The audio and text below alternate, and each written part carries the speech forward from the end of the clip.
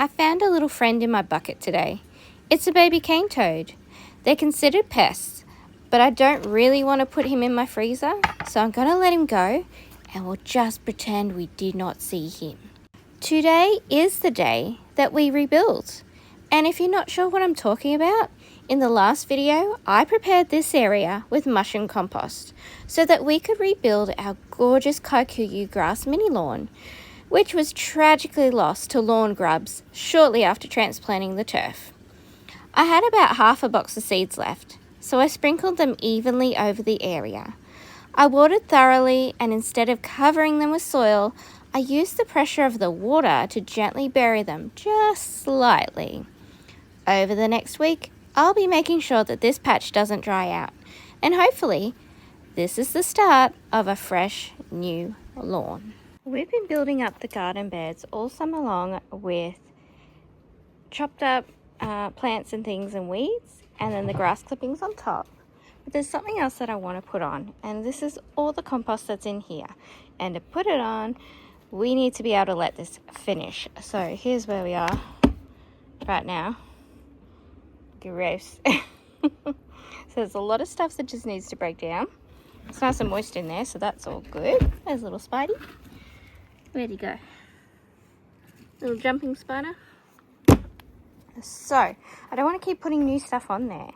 What we're going to do is get paint bucket. This is the one that I was collecting weeds in anyway.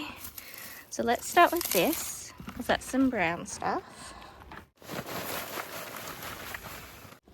Here is all of our kitchen scraps that are ready to go in the compost. We've got the plums that my daughter refused to eat despite cutting them up. Just some potato skins and stuff from making dinners. Chocolate hot cross buns that didn't get eaten because the Biscoff ones were more delicious. And last night's KFC.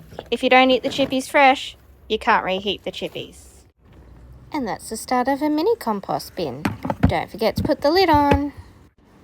We're going to continue moving from right to left, fixing up these aisles by pinning the sides back in and chopping up any plants that are still there that we don't want for next season. The reason I go through and reset the aisles and garden beds is so that everything stays neat and tidy, and I have access to the plants during the growing season. It's inevitable that at some point, usually once things start flowering and fruiting, the garden goes a bit feral. But until then, I really enjoy the neat, accessible look. I shift any soil that's crept up behind the gutter guard back into the middle of the bed. That helps me push the guard back upright and keep the edges defined. I also like using this rubber mat folded in half as a simple guide. It helps me make sure that I can comfortably kneel between the beds, and this is going to make planting much easier later on. If you're wondering about the blue gloves, they're just disposable kitchen gloves. If I dig into the soil and mulch with my bare hands, I tend to get tiny microabrasions, and that can sometimes lead to skin infections. It doesn't happen to everyone, and I do actually love touching bare soil, but this works well for me. They make cleanup easy too. I can just take them off, pop them in the bin, wash my hands with soap, and that's it. No dry skin, no dirty nails. I found some treasure. Da, da, da, da. It's a sweet potato. So we'll clip this off here. This is a great time to harvest it, not too big. And look how nice the soil is. It's clean. That is a beautiful sweet potato. A little bit green, you can't eat that green bit.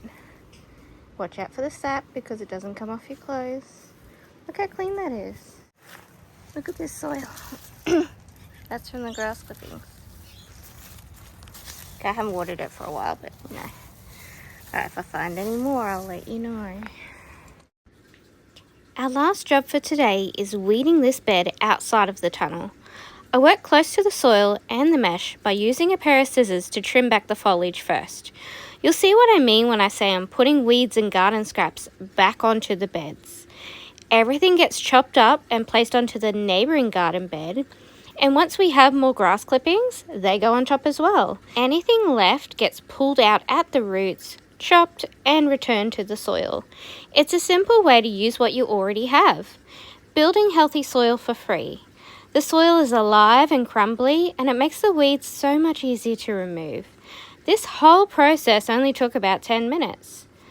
Thanks for spending some time in the garden with me today, and I will see you again in the next episode, where we continue to prepare for the winter garden.